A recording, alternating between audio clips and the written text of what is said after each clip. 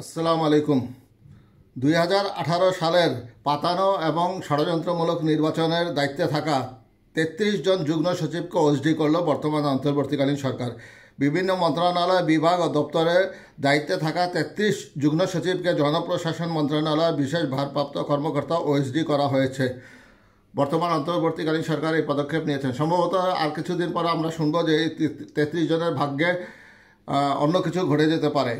তারা 2018 সালে অনুষ্ঠিত বিতর্কিত নির্বাচনে রিটার্নিং কর্মকর্তার দায়িত্ব পালন করেছিলেন।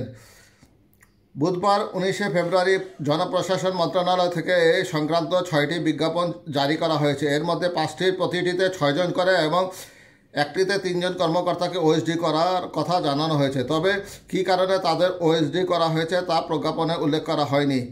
যাদের ওএসডি করা হয়েছে তারা হলেন দুর্যোগ ব্যবস্থাপনা অধিদপ্তরের পরিচালক মোহাম্মদ মতিউল ইসলাম চৌধুরী, কৃষি মন্ত্রণালয়ের যুগ্ম সচিব সাবিনা ইয়াসমিন, প্রাথমিক শিক্ষা অধিদপ্তরের পরিচালক মোহাম্মদ আতাউল গনি, সমাজ কল্যাণ মন্ত্রণালয়ের যুগ্ম সচিব সংযুক্ত আবু আলী মোহাম্মদ সাজ্জাদ হোসেন, যুগ্ম সচিব কাজী এমদাদুল ইসলাম এবং নৌ পরিবহন মন্ত্রণালয়ের সংযুক্ত যুগ্ম সচিব এস.এম.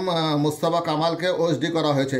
এছাড়াও ওএসডি হয়েছেন দুর্যোগ ব্যবস্থাপনা ত্রাণ মন্ত্রণালয়ের যুগ্ম সচিব অঞ্জন চন্দ্র পাল, পরিকল্পনা বিভাগের যুগ্ম প্রধান সংযুক্ত মোসাম্মদ সুলতানা পারভিন, একটি প্রকল্পের প্রকল্প পরিচালক মোহাম্মদ সরোয়ার মুর্শেদ চৌধুরী, জাতীয় সমাজ কল্যাণ পরিষদের নির্বাহী সচিব যুগ্ম সচিব মর্যাদায় তিনি রয়েছেন মোহাম্মদ শহীদুল ইসলাম, সংস্কৃতি বিষয়ক মন্ত্রণালয়ের যুগ্ম সচিব মোহাম্মদ হেলাল হোসেন এবং আর্থিক প্রতিষ্ঠান বিভাগের যুগ্ম সচিব মোহাম্মদ আলী আকবর।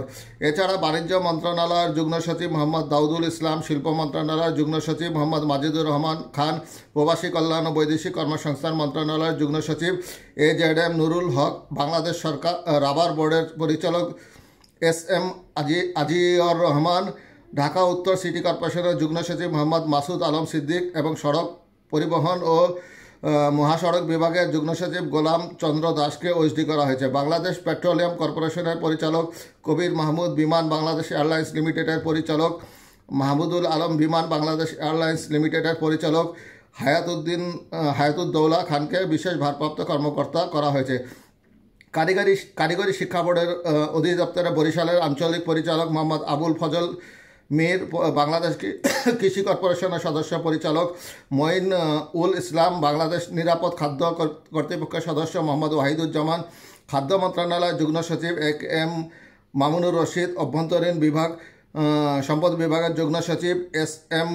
আব্দুল কাদের, বাংলাদেশ পল্লী বিদ্যুতায়ন বোর্ড বাপিবো এর সদস্য ডক্টর কে.এম.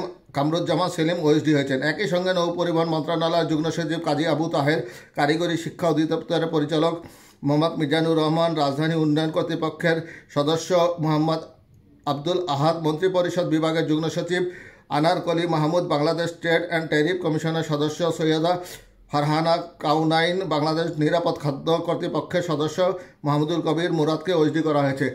বাংলাদেশের স্বাধীনতার ইতিহাসে এটি প্রথম যে এত বড় আকারের যুগ্ম সচিব পদমর্যাদাকে ওএসডি করা হয়েছে। আমরা আশা করছি বা মনে করছি যে তাদেরকে তদন্ত সাপেক্ষে চাকরিচ্যুত করা হোক বা হবে, এটা আমরা প্রত্যাশা করছি।